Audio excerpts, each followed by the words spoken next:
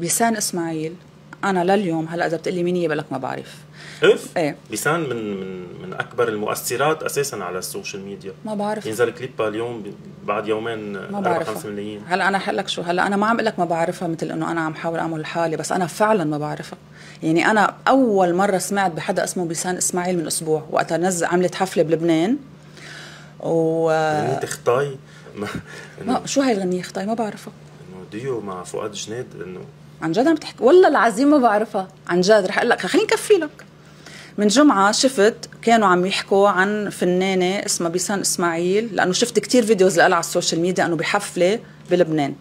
هاي أول مرة كنت بسمع فيها بحياتي، ما بعرفها. هلا أنا حأسألك، هي شو بتعمل؟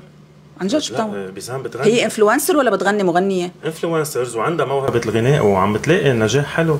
يعني غنية خطاي وصلت لأعلى المراتب. سمعني إياها. سمعك اياها هلا هون. سمعني. بركي يا اخي، بركي سمعتها ومني انه ما بعرف انه هي بيسان، انه احيانا بيقطع اغاني ما بنعرف. عن جد سمعني. ما حقول خطاي ياي ونساي ياي. هي شفت؟ بعرف الغنية، مني عارفة مين بيغنيها.